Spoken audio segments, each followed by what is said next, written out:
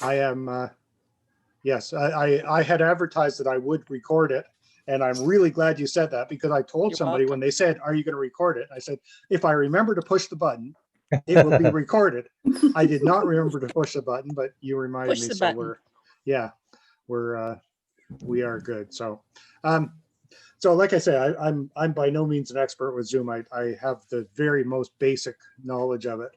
Um, but I know a lot of churches are using it. What we're doing right now, we're doing a pre-recorded live stream worship on Sunday morning, and then doing a Zoom virtual coffee hour afterwards. And the only point of the Zoom really is to give people a forum just for a little bit of fellowship. So we're not actually using it for worship at all.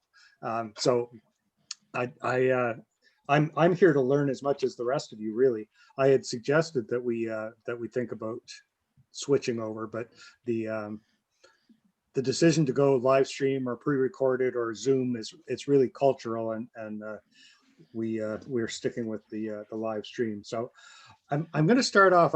There's been a little bit of discussion already before the time actually started to get this underway. I know some of you are currently using Zoom for worship, so I'd like somebody to jump in and start with a description of your Zoom worship and how exactly you do it, and maybe just expand a little bit on your experiences with Zoom worship, pros and cons, and just sort of walk us through it a little bit. If somebody wants to jump in, that would be much appreciated. I'll start. Okay. This is my husband, Tim. Hello. He's gonna chime in if if she gets it wrong. If I get it wrong. Okay. All right. So what we do is we have rotating co-hosts, and every so often we have a group meeting or an email chat about various technical aspects of things. When we started with Zoom, we started on Facebook Live actually first, and then it just seemed like they kept changing the software on us. And and we're a rural small town of about 3,000 people total. And so we have a wide demographic. Athabasca is where I'm located. And of course, some of you have heard of Athabasca University, which is a distance learning university. It's one of the first and finest, apparently, according to them anyways, in Canada. So we have a wide variety of people in our congregation, from professors and IT specialists to farmers and stay-at-home moms kind of thing. So we have some folks who are not at all technically, they don't even know how to find if their phone has a speaker thing. So we have people who have internet and we have people who don't. And so we went with Zoom because people can phone in as well as watch on Facebook. And that's one piece of it. The second piece of it is that I really don't like doing prayers of the people. I think prayers of the people should be done by the people, for the people, at the people, through the people, with the people. So we've tended to have a ritual of lighting candles during our prayers of the people and inviting people to speak on what they wanted to pray about. And that becomes a time where I get to really hear what's on people's hearts. So Zoom makes that work. So when people come in, of course, we have them go into the waiting room. Tim lets them in as they arrive. As soon as our co-host for the day shows up, they start taking over that, because as you know, on Sunday morning at 10:30, bing, bing, bing, bing, bing, bing, everyone shows up at 10:29 to 10:32, and you're letting them in and letting them out. Like cats. Like cats. We're still experimenting with music. That's a real challenge for us. We don't have a very high-speed system out here in rural Alberta, northern Alberta. The quality of our music is not very good to begin with. Yeah. And then once we put it through Zoom, it's even worse. And with the pausing of Zoom all the time, the sound quality is really not very good. Yeah, our So speed we've been is struggling challenging. to try and get a way that we can provide the music in a way that is acceptable. And I would Okay. say for the first 5-6 months, we didn't have any music. And with also the added challenge of not supposed to sing, I thought Right. we could be going back into church at any time. When we go back into church, we can't sing. So let's not do that. And of course, it's become a long haul thing. We haven't worshiped in person since March. So now we do have 3 hymns. We were used to 5 or 6. And we're experimenting now with the co-host sharing, and how we share our worship service liturgy is I will send out the bulletin in a Word document. The co-host shares that Word document as we are going through and scrolls through. And then we're experimenting now with the co-host playing the music instead of us playing the music, because the co-host was sharing the words, we were sharing the music, and that seemed to be as much as the bandwidth could handle. Okay. Sometimes we share videos, sometimes we share the Strafties music videos as well. And again, we have mixed reactions with that as far as how well it uploads. We have just recently been given a donated secondhand cell phone. So instead of using the modem to transfer the information, we've now got a cell phone uplink, which has a much higher bandwidth. Of course, you pay for the bandwidth if it's a 500 gig file. It's probably not that big, but yeah, many gigabytes will cost you more on a cell network, but you get a lot more bandwidth. So. Okay. So All right. hoping that will smooth out both the videos when we share videos and the music. And we also do a video of our children's time with Robbie the Dragon. Some of you might know Robbie the Dragon. It was a book that came out a couple of years back from Woodlake Books, and he's the voice of Robbie. And so we pre-record them all and then share that as part of the video stream. And occasionally we've experienced with me doing like a video of the sermon, but everything is live pretty much except for Robbie on Sunday morning. And then of course we have coffee time, and we have about 20 some people showing up. So we do breakout rooms for coffee time. So people are in little groups of 2 or 3 before we join in for the main group. Some people really like that. Other people leave as soon as the end of the meetings, the service is over. So people are different. Some people like one thing and other people like a different thing. Yeah. How has your attendance been? It's 20. Which is about what we would normally have, quite honestly. We were getting up to 30 before we closed, but when I showed up here 8 years ago, a good Sunday was 17. Okay. So given that we have people who sometimes are driving as much as 45 minutes to get to worship, I think it's okay. On the negative side, there's people who don't come because the technology is just too much for them. Right. On the other side of it, there are people who come from as far away as 3-hour time zones away. Right. That come to our service. And of course, they wouldn't be coming to the service unless it was online. So you're getting some people that you wouldn't have otherwise. Okay. Well, 20 is certainly worth the effort.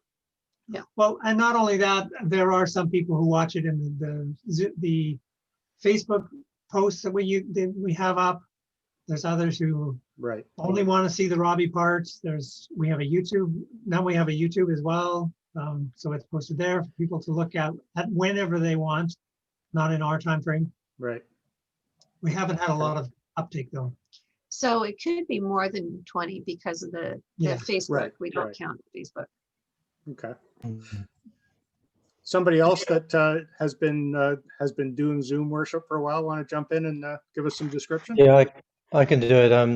From Prince Edward Island. When the pandemic started, I was using Facebook Live. It was just me basically and my wife doing a couple of readings in the sermon.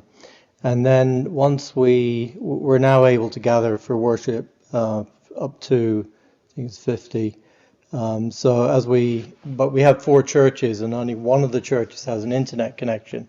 Right. So one week I do like a pre-recorded thing part of a service really, not a whole service. And then the other week we do a live service.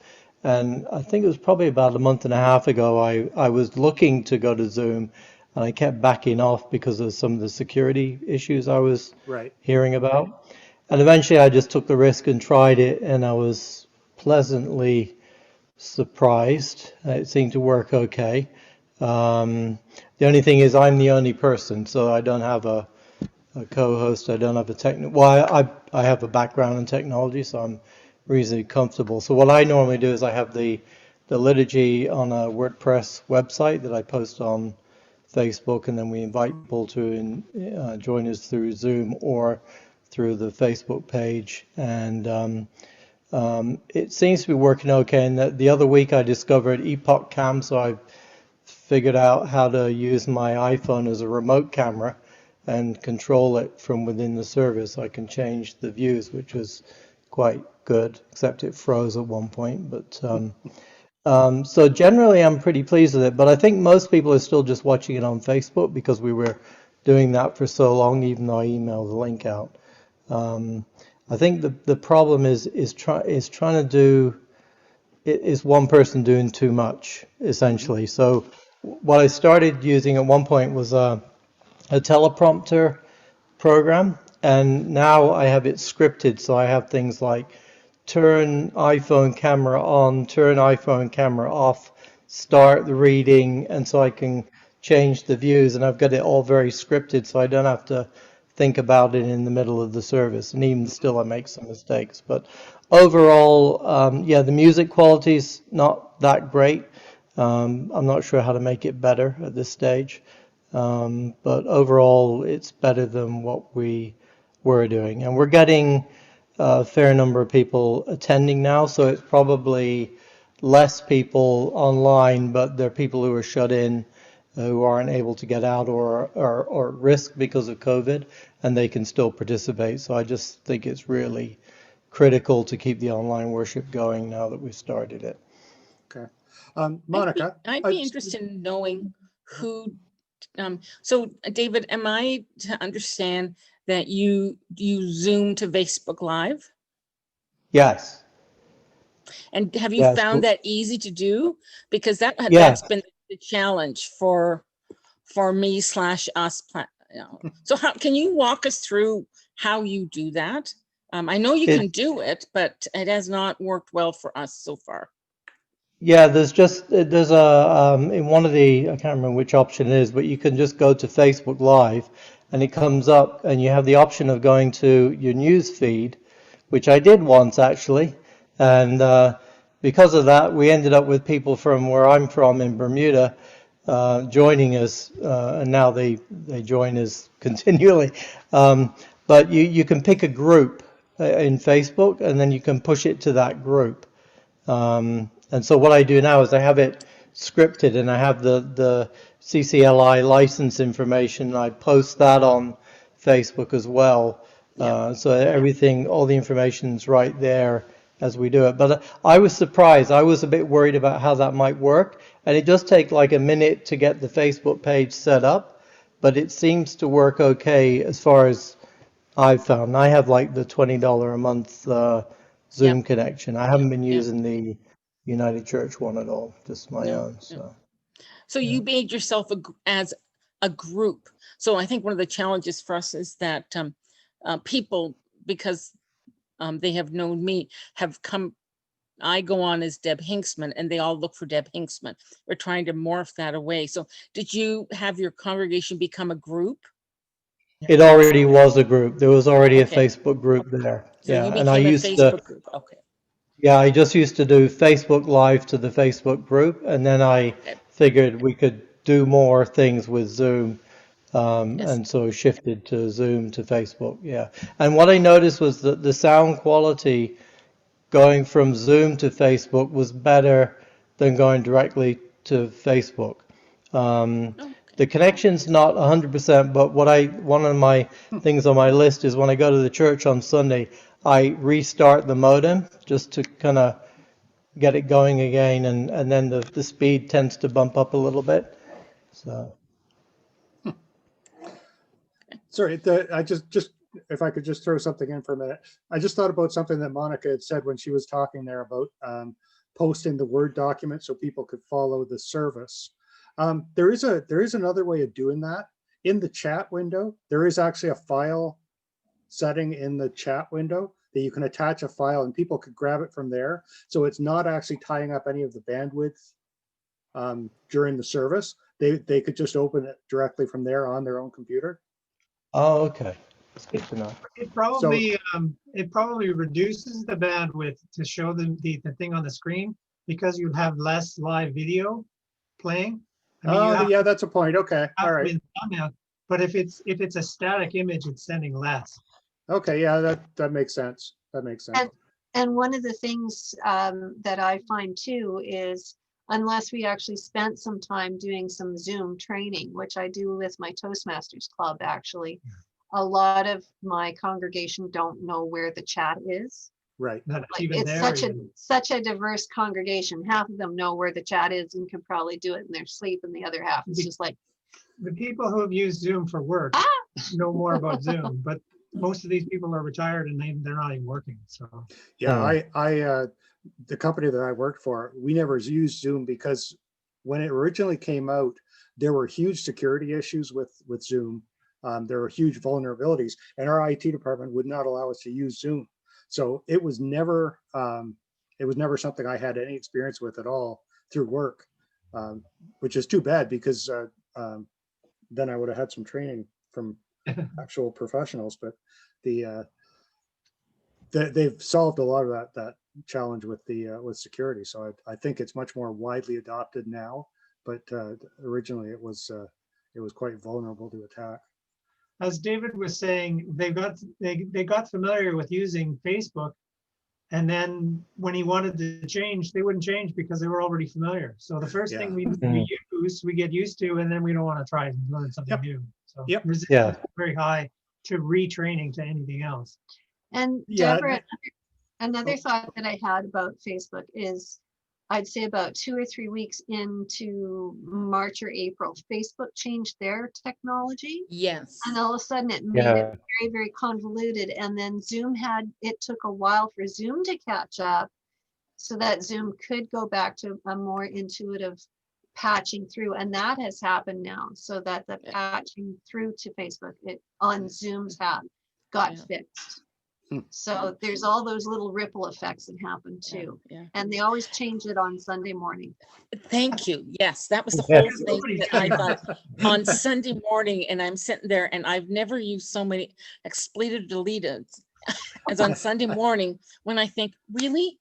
Like you couldn't have sent me this email on like Friday? And so, oh my gosh, yes. So thank you for that. For me, the frustration was you tested it all and you ran through it all and it all worked perfectly. And Sunday morning, Zoom updated. And now nothing worked. It was like, really? Like, no. So you're saying you're always at the church really early just to make sure. Yeah. Anybody else with some depth of experience with worshiping through Zoom? Daniel.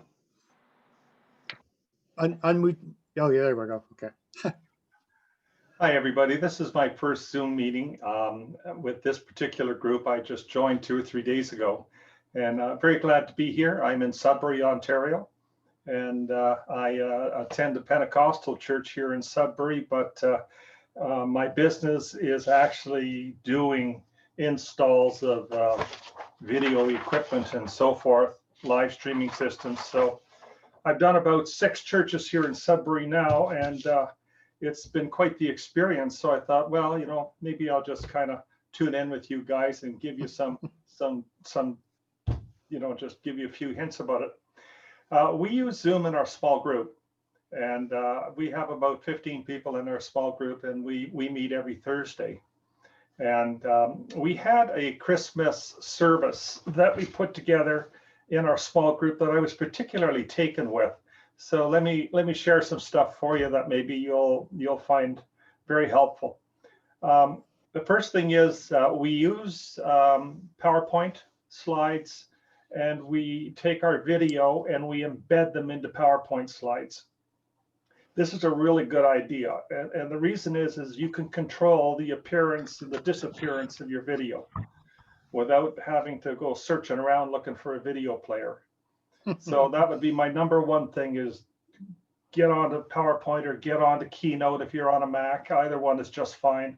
And, kind of get a structure to your service or a structure to your meeting that you're keeping up with in that PowerPoint slide. Now, you'll come in and out of PowerPoint depending on what you want to do in your service. So if it's a talking time, obviously you don't want PowerPoint being shared, because it takes everybody's window and makes it small, right? So you don't have that sense of conversation like we're having right now. Right. But when it comes time to do worship, it's very, very nice to have. You can also embed your music into PowerPoint. And I was hearing some comments about difficulties with music. You will see a really big improvement in the quality of your sound if you will put it into one of those into PowerPoint or Keynote. The thing that you got to understand when you use these software packages is that when you share your desktop, are we all familiar with how to share desktops here? Like you get what that I'm talking about? Okay. Yeah. When you share your desktop, look at the bottom and you're going to see a couple of tick marks. And one of them is to optimize the video and the other is to share the computer sound. You have to click both those. And if you don't, you'll get really bad sound. And so many people miss that. So I just wanted to kind of bring that up. Daniel, sorry if I could interrupt for a minute.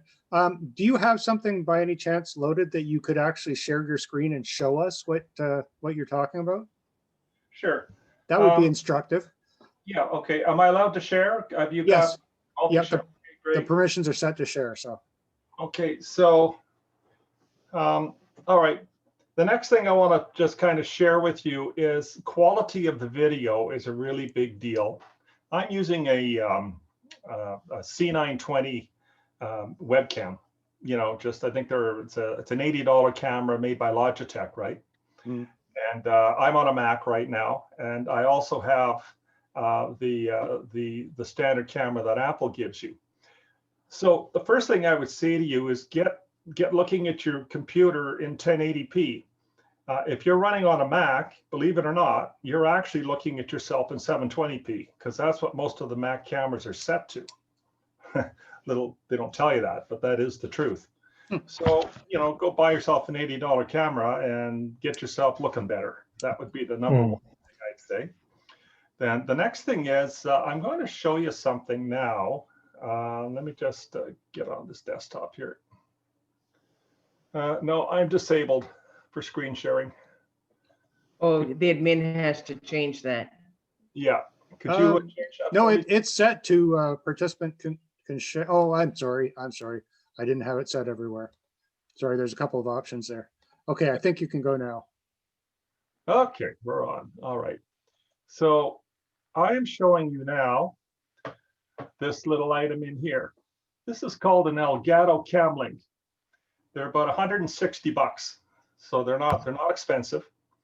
But what this will allow you to do is to get any camera you've got, especially a higher quality camera, like maybe you've got a DSLR, for instance, that really shoots nice video, or you've got a Handycam. You can take the HDMI port from those cameras and you can plug it into this thing and plug that into your computer, and Zoom will pick that up looking like it's a webcam. There's no software to load. It's a total just plug and play system. And you will find that you can take your video from a sort of a webcam look up to a professional, really nice picture very, very easily, very quickly. So, can I ask, does that work for a GoPro? I'm sorry? Will that work for a GoPro camera? It will work with a GoPro. You'll have to get the adapter for the GoPro. GoPro's got a mini HDMI output on it. Yeah. So you'll need to get a cable adapter because that's the standard HDMI on this particular one. Okay. Now, once you've got that cooking, then the next thing you can do is address your sound issues. And a nice way to address sound issues, guys, is put it into your camera. Like I'm talking to you right now, but I'm talking to a webcam, right? So there's a space like this between me and that microphone, and webcam's teeny weeny little thing. So, you know, you don't get a great microphone in a webcam no matter what you do. It's just a matter of the size of the diaphragm that you're moving in the actual microphone. You're limited. So if you run your audio into a camera, then you can get a standard XLR microphone, or you can get a little switching board from Yamaha. They're only about $150. They're not very much money, but then you can get a real microphone, one that you would normally use, or you can get a wireless mic or whatever, but you run that into the camera. The camera runs into the computer, and now you've got superior audio and much, much better video, much more controllable video, because you can control the focus, you can control the framing, you can control the f-stop, you know, you can respond to things. So that would be the first moves I would be making if you want to really improve the quality of it, both video and audio wise. So there it is there. It's a Cam Link. You can buy them at Best Buy. Here's a source that I use. You might want to write this one down. It's called the avshop.ca. That's my favorite supplier. It's my favorite supplier. I love those. I had an Elgato Stream Deck delivered from them today. Well, okay. avshop. Yeah, exactly. Yeah. But what's cool about this device, and I can't say this enough, is that it configures your camera so it looks like a webcam. So that gets you out of all of the issues with Zoom. This would work with Zoom. It'll work with Skype. It'll work with GoToMeeting. It'll work with any of those video conferencing, Facebook Live. It'll work with that because it looks like a webcam. And that's the good news about it. Okay, so let me just move out of there for a second.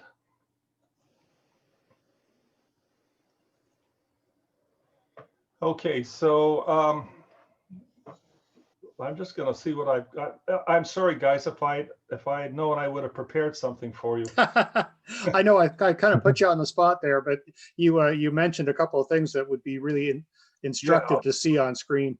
Yeah, let me just see if I can scare up the PowerPoint presentation for you that we've done. Okay, yeah. Well, that might be a really good tip about the sound, though, running sound and video through PowerPoint. It makes a great deal of sense. Yeah, that alone makes a big difference. No question about it. And actually, for me, all of my projection system is Easy Worship, but it does the same thing. It grabs the second screen. I could feed that in directly from there, because that's how I run my videos for the stream. So that's actually a really good tip. Can I explain how we do it with ours? We don't do Zoom, but we went to online streaming. Yep. We bought a Mevo camera, MEVO, and it's really small. Mounts on a tripod. The sound goes from our sound system through an iRig to a phone, which sends it to the camera. So it's anything that goes through the sound system goes to the live stream. So you get more control over your sound, you get better sound. Yeah. Absolutely. And that to buy, well, originally we were going to buy the camera and the stand. It's a couple of, it came to about $1,000. But the quality from using the minister's cell phone and going to this new camera was night and day.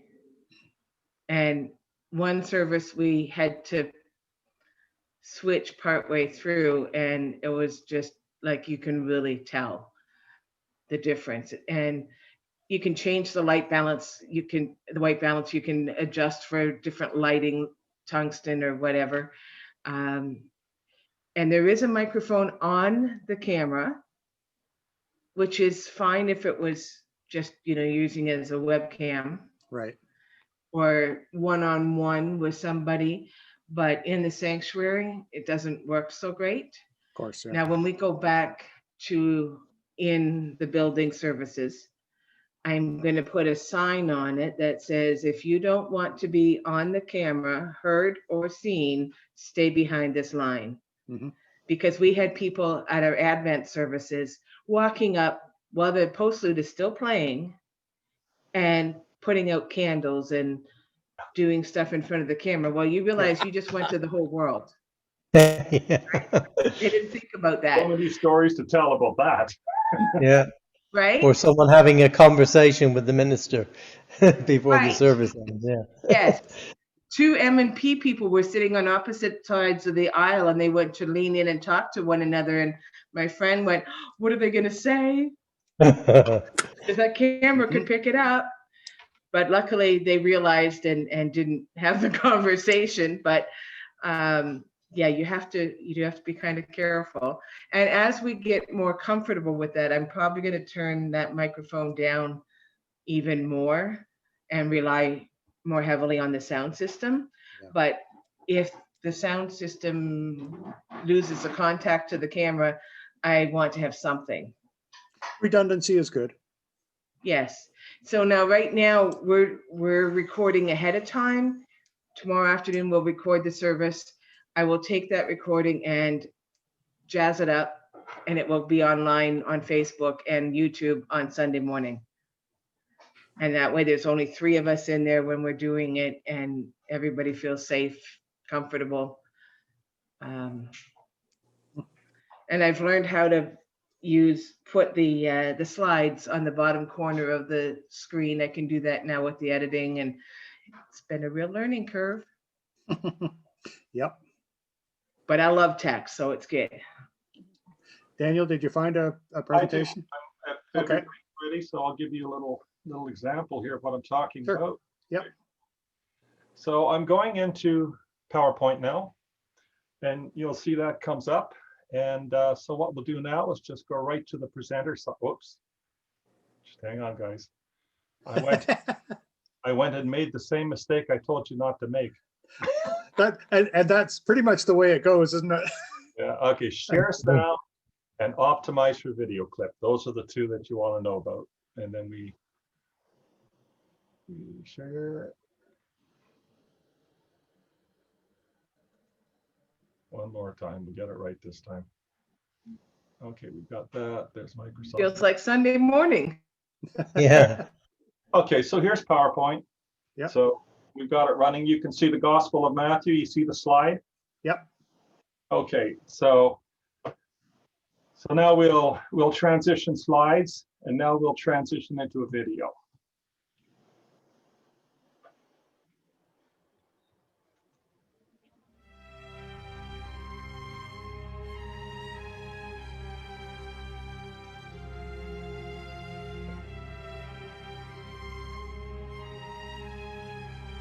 Okay. Yeah, you see how smooth that moves, and so the video is not dead smooth, but the sound is great. Yeah, sound is pretty cool. Okay, and then when we come out of that, now we're out of it and we're back into something else. Yeah. And, so just moving along, and now we'll get to another video. Now I've chosen with these videos to start them manually, but you don't have to. You could also start them, you can have them auto start, right? Yep.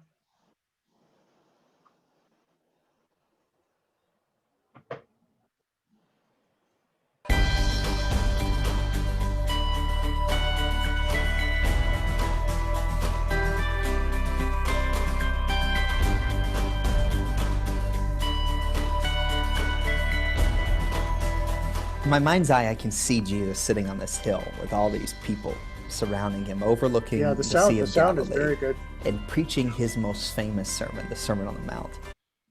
Okay. That's so that's just great. a little example of what you can accomplish when you embed them into Yeah. Yeah, so that's curious, great. can I, Daniel, that we were seeing the presenter view of your you? video, of your Okay. PowerPoint, which Yeah, was sorry about yeah. So yeah, the reason for that is I'm on my Big Mac and I've got a dual screen set up and I'm sharing the wrong screen. Okay. Yeah.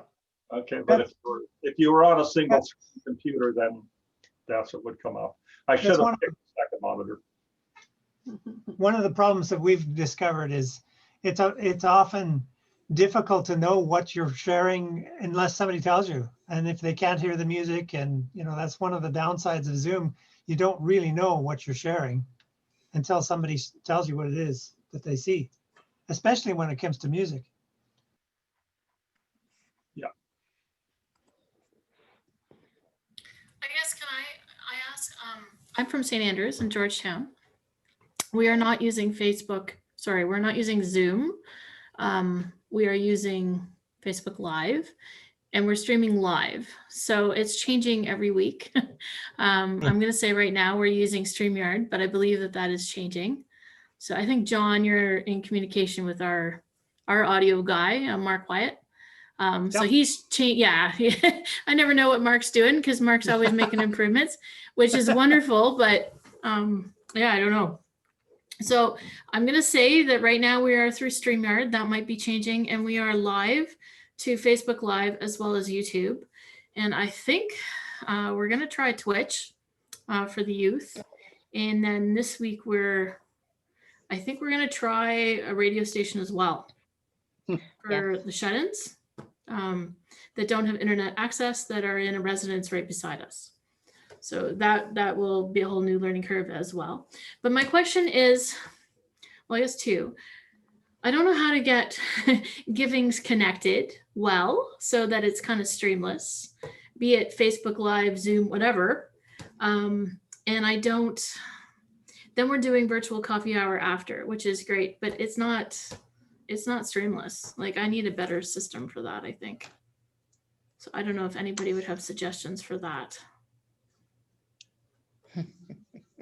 Or everybody's in the same boat. Praying for you. I'm sorry, go ahead. Did somebody else want to jump in here? Okay, so as I listen to you, I really think that you should look at getting into an actual live stream situation. And you should take a look at a place called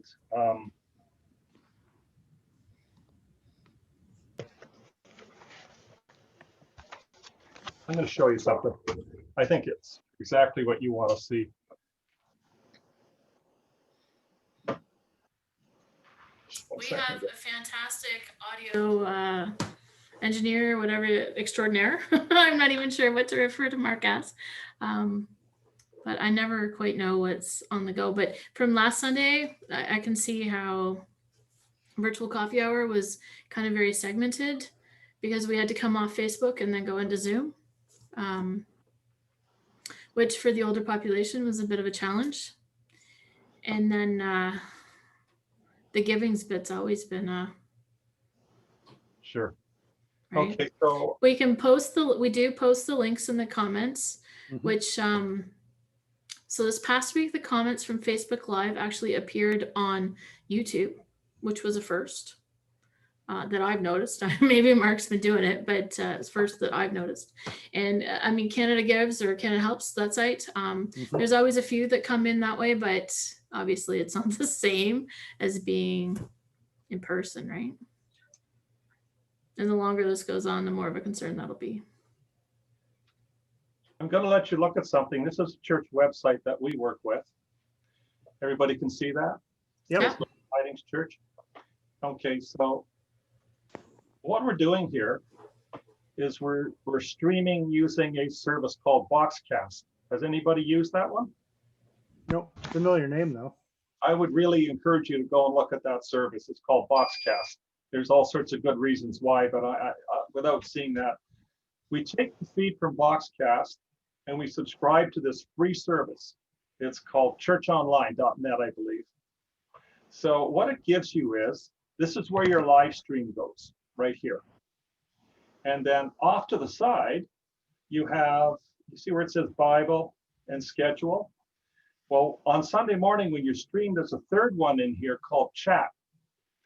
And it does exactly what Facebook Live does, is it gives you a whole chat platform in here that people can chat in. And it's very busy. This church, we will have maybe 160 people on, 160 devices, which is probably about 230, 240 people. And this chat really gets rolling. People are back and forth. We have a moderator that sits here and talks to people in that chat area. Now, the other thing that this Church Online gives you, and as I say, this is free of charge, so it's pretty cool, is you'll see up here where it says website, Instagram, and donate. And these buttons will allow you to link out to whatever donation service you're using, if it's PayPal or Canada Helps or whatever.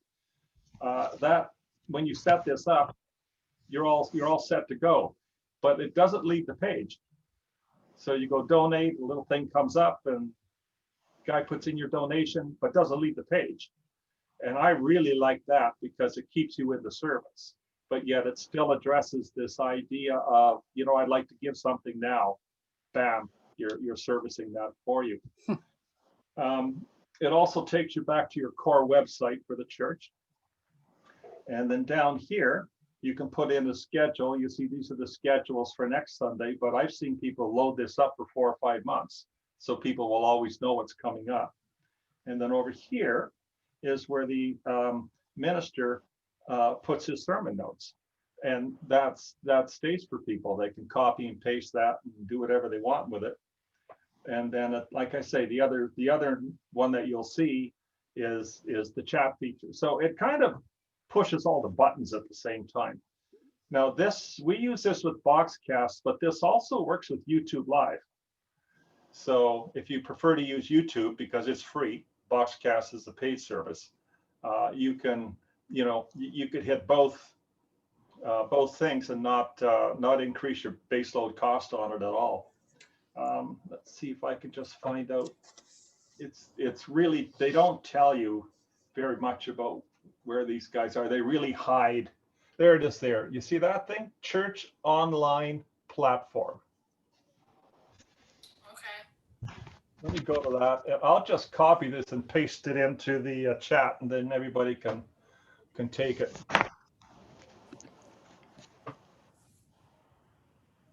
I'm going to stop sharing now. Okay.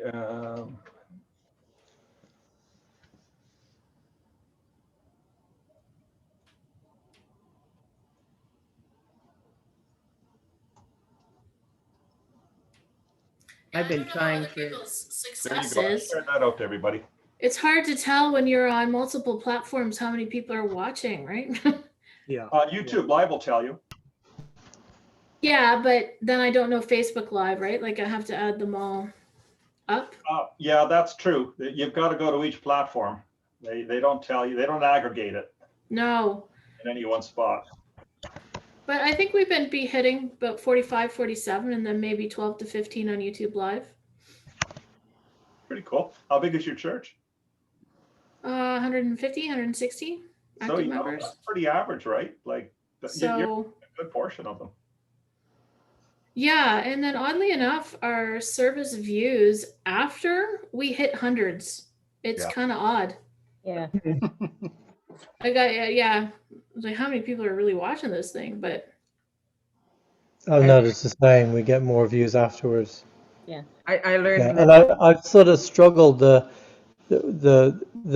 difference between having live worship and pre-recorded, and which one is better. And I have to do both anyway because we're only at the internet-based church once every 2 weeks. But yeah, so communion has to be done live, I think. But we have done pre-record, but that's hours and hours, right, to put it together. Christmas Eve as well as the 27th of December. That was. What software are you using, Beverly, for Adobe putting your Premiere. service together? Adobe Premiere. Premiere, okay, yeah. Yeah, and we're doing that for hymns as well. Anybody else have specific Zoom experience? Well, I'm not experienced, but we've had only, we started 2 weeks ago for our first Zoom. Okay. We had been worshiping in the church in the fall, and of course now with the lockdown, we decided to go to the Zoom. And so everybody's in their own home. But I'm the music person of the, and it's a challenge. So I'm recording the accompaniment and sending it to somebody who can do solo. So they will play it on one device and sing with it during the service. So it's not the best, not the greatest, but it is music. I have one couple that do guitars, so that works out well. They just do all the hymns. She sings, he plays the guitar, and that worked quite well. So they're doing that live while your service is on. Yep, right, live okay. while the service is going. Okay. So the minister does her message and everything from her home, and it's quite clear. Okay. And I play usually about 10 minutes before the service. Now the sound of, like, I've got a great, a good piano, but I guess because the house is kind of hollow, it's big and there's lots of rooms, it's bouncing everywhere. So it's, I don't think the sound is the greatest on the Zoom service, but it's, people think it's great, but I know that it's not. Can you put some quilts around? I wondered what to do. I wondered even, I've got an archway. I wondered if I hung a quilt, whether that would help. Try that. Yeah, because it's a hardwood floor as well. So, I wondered if carpet would absorb a bit, but I'm not going to put carpet in for this time. Send the bill to the church. Yes. I could maybe get a couple of, scatter rugs or something, if that would help to absorb. Do you have a handbell choir in your church that's not meeting right now? Oh, I would love it. By any No, I don't. So okay. we're small. Because we're a small country church. Someone suggested that when we record anything in our church, ours is a heritage over 100-year-old wooden church building. So it's very live and does a lot of echo. And so one of the suggestions that was made was to take the foam pads, which are basically a free foam that you upholsters, or 4-inch foam, and just put that in the pews to try and cut some of that reverb sound. So I was just thinking, if you did have it and it wasn't being used, you just steal the foam from the handbell choir. Okay. Well, I've got lots of quilt batting. Maybe I'll have to cover the room with quilts or Afghans or something. I questioned our music person about taking some quilts and hanging them on the balcony of our church to take some of the echo out. Okay. Because you don't have any bodies in there, right? So well, this is and the same with the house here. I'm alone, and it's it echoes. So, but anyways, it was a good trial with this. We actually had we're a congregation of 60. That's be a good day. And we actually had 34 computers. That's impressive. The first day, and 36 the second Sunday. Wow. So, we're that's a very good percentage. It is. There was people on there that had not come back in that fall, when we were coming back, they didn't feel safe. So now they can join us, and the same with somebody in a nursing home. If they can get set up on a Zoom, they can take part. Now we do have a little chat time afterwards, which is kind of disastrous, really, because everybody's going, hi, oh, hi, Gail, oh, Gail, hi, but I think people are just happy to see their faces, so that it has worked, and I'm just trying to do a better job with the music. So I guess the music last week, it was a gentleman, and he played it and put it through one of those little portable speakers, the little ones that you can link up with your phone.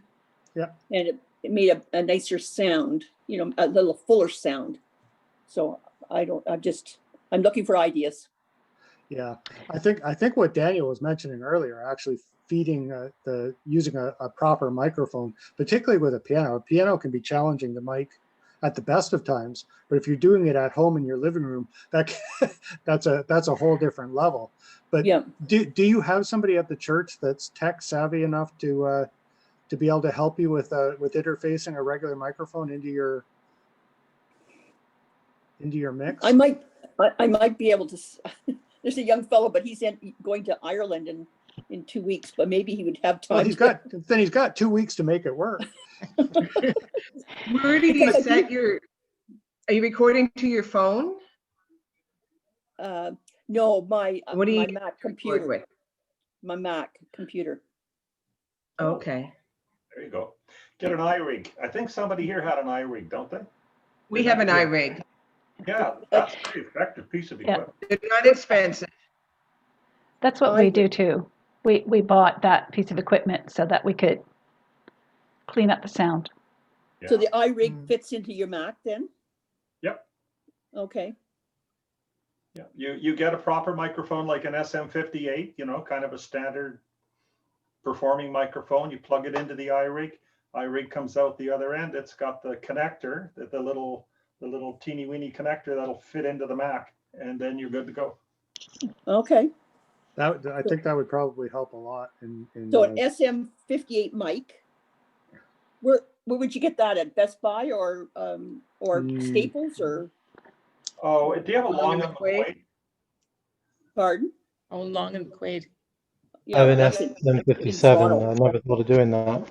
Yeah, I'm not the mic expert. That's just the one all the singers use. If someone has a better idea, listen to them. For the time being, Myrna, if the church is not meeting, steal one of the mics from the church. Yeah. just a decent mic from the pulpit or from the lectern at the church, and plug that into the iRig and use that. There's no need to buy a mic at the present time for testing purposes. Okay. The churches are not in use.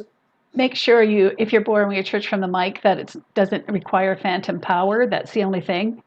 Some of the church mics require that, and they have to get that from the sound system or a mixer. And so it won't work with the iRig, but you can, a standard mic with the silver top, and the number is usually wrapped around the little red band or whatever around the microphone. Yeah, you can get that option on the iRig, for phantom. Yeah. You got to put a battery in it, but yeah. No. Correct. Where do you get an iRig then? Ours came from Best Buy. Yeah. Okay. Yeah. And they deliver. They deliver. I can order online. Yeah. And how expensive are they?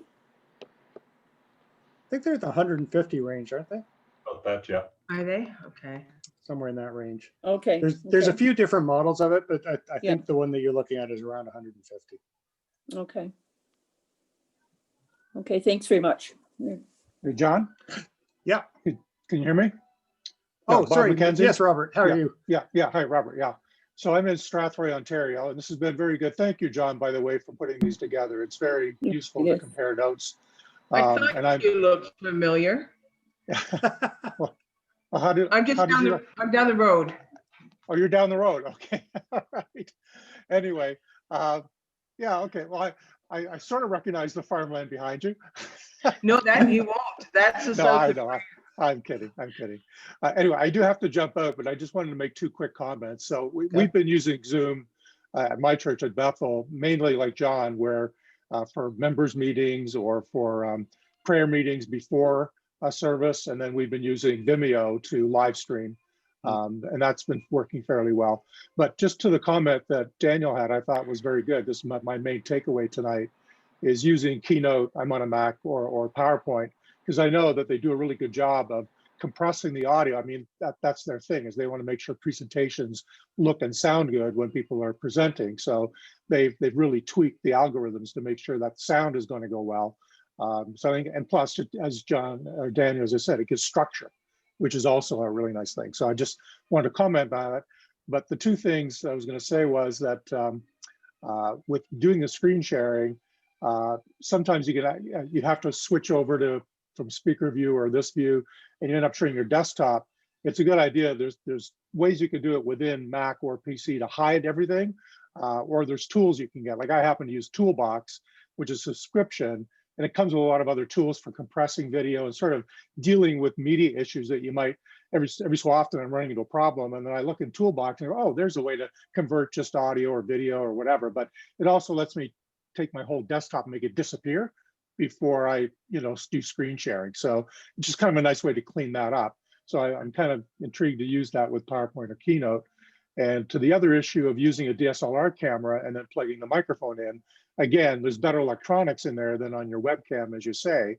But the thing for me is that with the webcams, they're very convenient. They're attached to the laptop, or you can hook them on the top. With a DSLR, it's kind of clunky. So the idea there would be maybe to get a little tripod or a Joby or something like that, so you can, set it up somewhere to get it up to eye height rather than stack a bunch of books on it, like we've all been doing with our monitors to try to get them the eye height, right? So those were the two things I was going to comment on, is just a way to clean up your desktop, either a free way or a paid way. I happen to use Toolbox, which has a bunch of other tools. And then as well, the idea of the DSLR, which is great, to put a tripod on so you can get it to the right height. Anyway, those are my quick comments, but I appreciate the takeaways tonight. And Nancy, so I'm at Bethel Baptist. Where are you at? Oh, I'm in Seaforth at Northside and Cavan United. Ah, Seaforth, right. But yeah. I must have seen you somewhere. You look familiar. Yeah, I have a sister-in-law up that way, around Clinton.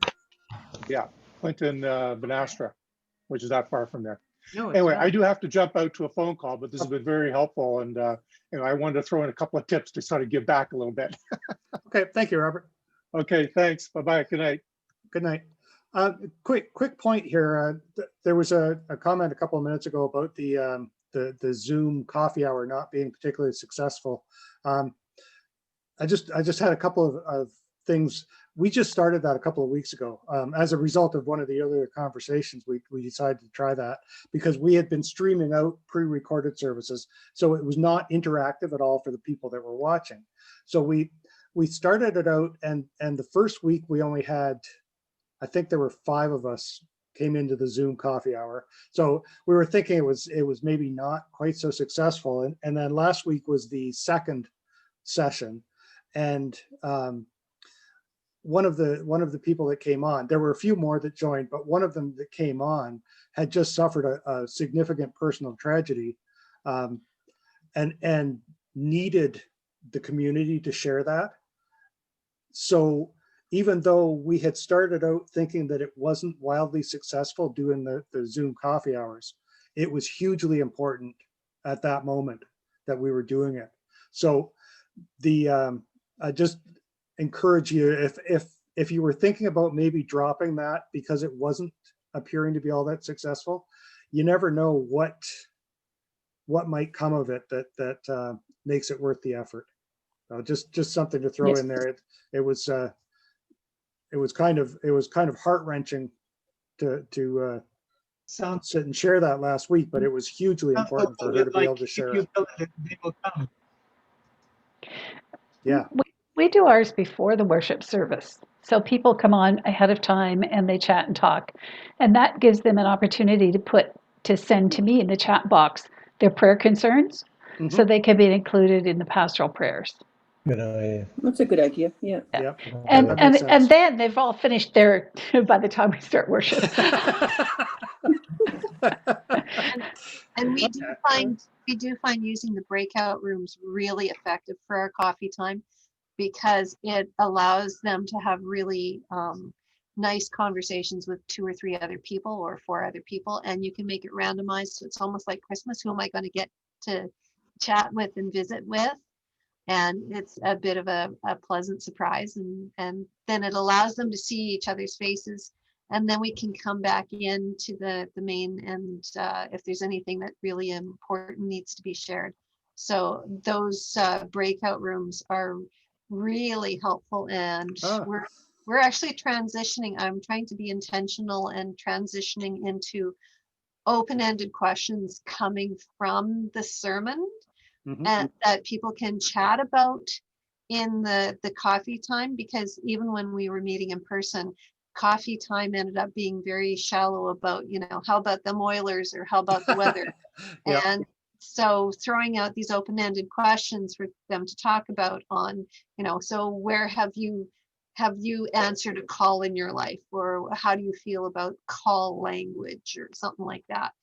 is leading to more discipleship type conversations, which is really good. Right now, we haven't gone into doing Bible studies or like book studies and stuff like that, just because we're a small congregation, and it seems like planning worship is taking a lot more time and energy because of all these little extra things that we have to do.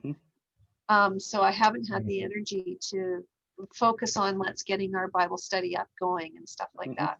I am trying to figure out if I can do handbell practice on Zoom. So that's going to be my next technical challenge. And I think with Finale a music software package, I probably could do it, but we'll see what happens. You might want everyone will have to be muted except for the Finale. You might want to reach out to Nancy Ross from the Godrich area who teaches handbells. And she's been doing her school music classes online. And I think the handbell classes too for her choir. So she might be someone to talk to if you, yeah. That would be I'm thinking of doing a coffee hour on Wednesday morning or something like that. I have someone in our congregation who is very anti-Zoom because I said we could have our board meeting that way. And I just about got shot down, like literally. And so I thought if we started with a coffee hour and practiced through the week, then maybe that could happen. Ask how long people's virtual coffee hours are going. So like on Sunday, it was wonderful. There's a ton of people, but at an hour and 10 minutes, I logged off. Yeah. Oh, that's long. Is it? Yeah, I felt like it was really long. We book it as an hour, but I think the last time it was about 45 minutes. Everybody had enough and signed off. Yeah. I think I was the first to go, but I just don't have that time. I have young kids. I don't have that kind of time on Sunday mornings. Yeah. So. Bible study on Zoom for us has been the best thing happening out of the pandemic because we ended up, I've been learning Hebrew, so my Jewish Hebrew teacher got people from her community and our community, and now we're like, I think it's like 3 provinces and people in the States, and every Wednesday, and that's like the platform from where my sermon starts is those discussions, and it's been a real blessing. Yeah. Just like to bring up one other point that I think is pretty important for all of us. We spend a lot of time coaching older people on how to use Zoom. Yep. Yep. In fact, we're at the point now in our Bible study, we have about 4 or 5 dear souls that are in their 80s. And, from one week to the next, it's always a different problem, right? But my wife has taken on the role of, she's the advisor. And so what she does is she phones them up and she takes them through getting on with Zoom. Now, there's a couple of things we've done to help that along. The first thing we did is we integrated the password in with the link. You can do that. Yep. And that's a really nice feature for older folks who just passwords, And so that was the first thing we did. And the second thing we've done is we use the recurring meeting feature. So we don't change that link up week to week. So once they get trained on it, then they're in, and it's pretty good. So we found having my wife as a backstop on technical support, and then having this common link thing, common meeting thing, that's worked out really well. Most of our old folks get on now. Don't underestimate the seniors. We had a lady in our congregation who's over 90 who just signed up for Facebook. Oh, it's crazy. Right? You know who's on Facebook, eh?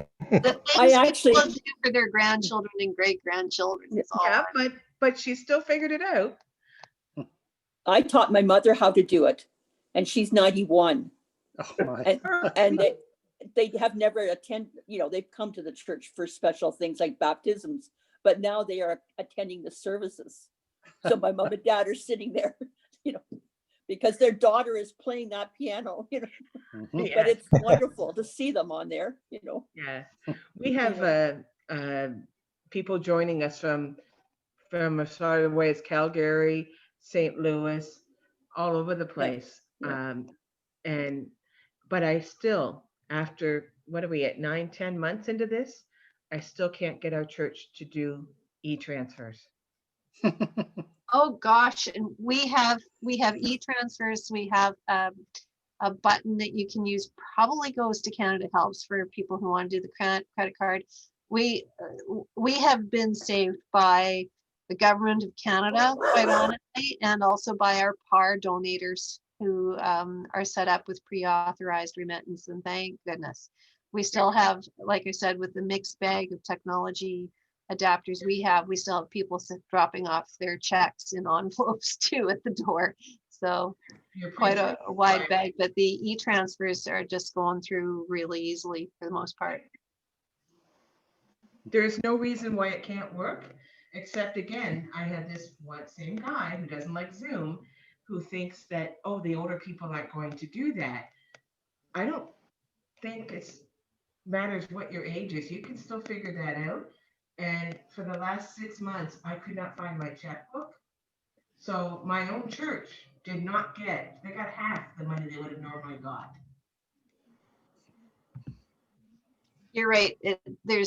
It's not about age. My daughter has a portable typewriter and she loves typing on that thing. So you just never don't know.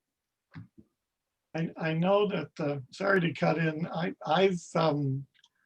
I'm an LLWL, so I visit other churches. And one of the churches I was visiting was a heavy Zoom user.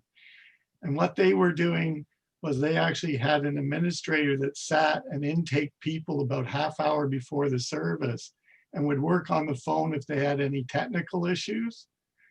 And they had the after part as well, but also they have a gathering every Wednesday at 10 o'clock. They have a gathering on Thursday night with people.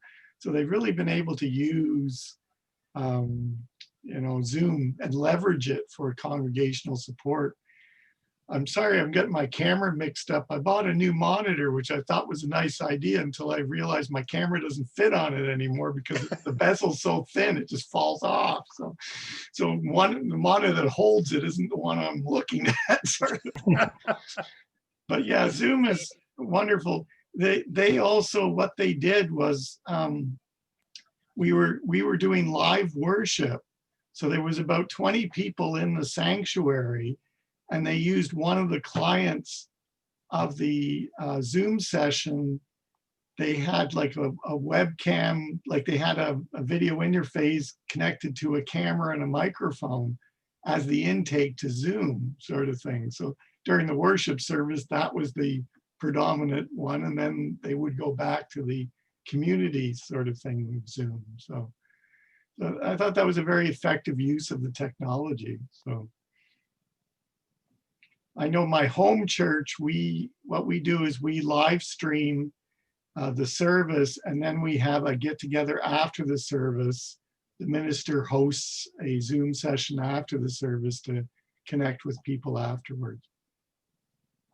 Okay, that's enough interruptions for me.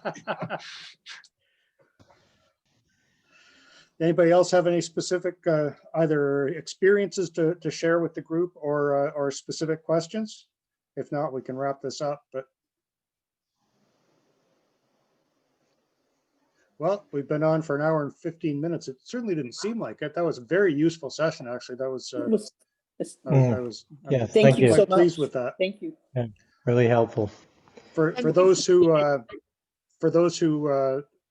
if anybody asks you, it'll be a little while before I upload the video. The last time when I recorded the video, it ended up being a massive file. So I'm going to edit it so I weed it down to a reasonable size before I upload it, because I'm going to expire my own data cap. But so it will be on probably later on tonight, the recording. So if you need to share it with anybody, it'll be linked in the group. So thank you all for joining me, and I'll look forward to seeing you all here again. Thank you. Very much. Thank you. Meet everybody. Take care, See everybody. you, Monica. Thanks. I just saw your message. Good to see you, David. Take care. Been a while. Yeah, no kidding.